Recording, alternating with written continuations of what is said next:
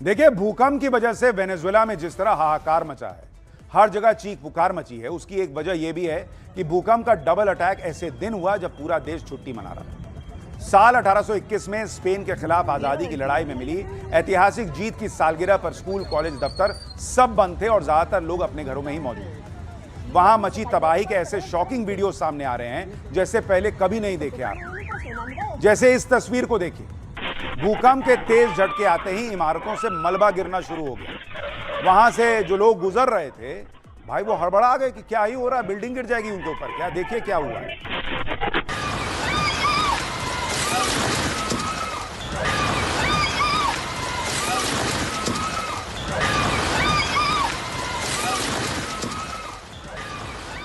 भूकंप कितना शक्तिशाली था, इसका अंदाजा इस तस्वीर से लगाया जा सकता है।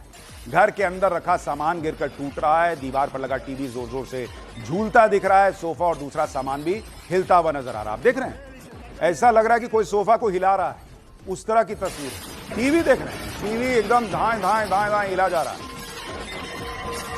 आप देखिए कि घरों के में खड़ी गाड़ियां कैसे भूकंप के तेज झटकों की वजह से हिचकोले खा रही हैं, जैसे लग रहा है कि कोई गाड़ी को जोर जोर से हिला रहा है। देख रहे हैं,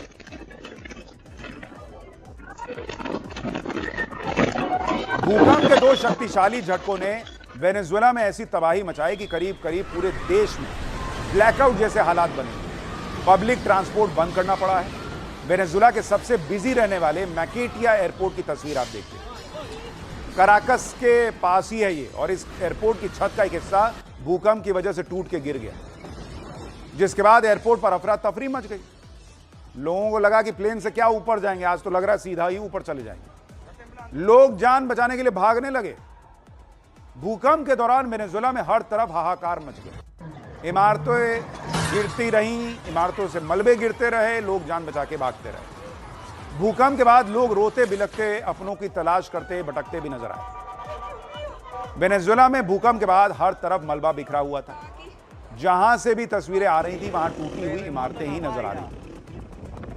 जिस वक्त वेनेजुएला में भयंकर भूकंप आया, उस वक्त का एक वीडियो और वायरल हो रहा है, जिसमें एक ऐसे शख्स ने उस वीडियो को शेयर किया जो भूकंप के तेज झटकों के बीच एक अपार्टमेंट से बाहर निकलने की कोशिश करता दिखा है। जैसे जैसे यह शख्स अपार्टमेंट की ऊपरी मंजिल से नीचे की तरफ उतरता है, दीवारों में भूकंप की वजह से आई दरारें नजर आती। देखिए, वो उतरता जा रहा है और ऐसा लग रहा है कि बिल्डिंग ही गिर जाएगी। सीढ़ियों पर मलबा गिरा हुआ, और जैसे जैसे ये शख्स नीचे की मंजिलों तक पहुंचता है, तबाही की तस्वीर पूरी तरह से दिखती है कि जैसे खंडहर है। लग रहा है कि जैसे खंडहर कोई घूमने गया हुआ हो, वो उसको देख के उतर रहा है। भूकंप के डबल अटैक से जिस तरह इमारतें ध्वस्त हो चुकी हैं और लगातार आफ्टर शॉक्स अभी भी आ रहे हैं, उससे लोगों में दहशत है कि भाई रात भी सड़कों पर गुजारने के लिए लोग मजबूर हैं। लोगों को लग रहा है रात में सोने गए, फिर भूकंप आया, इतना आफ्टर शॉक आ रहा है, फिर तो उठ ही नहीं पाएंगे। वेनेजुएला में भूकंप की वजह से मची तबाही की कुछ और तस्वीरें आगे दिखाऊंगा, लेकिन पहले भूकंप का केंद्र किस जगह था वो देखिए। वेनेजुएला में जो दोनों भूकंप आए, उनका केंद्र राजधानी कराकस के पश्चिम में करीब 160 किलोमीटर दूर था। इसलिए कराकस और उसके आसपास के इलाकों में सबसे ज्यादा तबाही मची। इनमें ला गुवाइरा प्रांत के भी कई शहर शामिल रहे। भूकंप से मची तबाही के बीच वेनेजुएला में राहत और बचाव का काम युद्ध स्तर पर जारी है। रेस्क्यू टीम मलबे में जिंदा बचे लोगों की तलाश में जुटी है। आप देखिए, पहले 2 तेज झटकों और फिर 20 आफ्टर शॉक्स के बाद लोग अपनी जान जोखिम में डालकर किस तरह घरों में जो बुजुर्ग और पालतू जानवर फंस गए थे, उनको बचाने के लिए दौड़ते दिखे। देखिए जरा।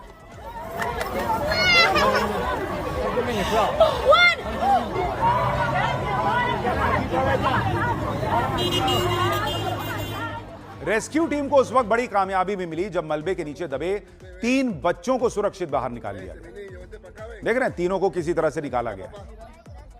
चीख पुकार के बीच रेस्क्यू मलबे से मिले एक पपी को दुलार करती हुई नजर आई, ये भी बच गया।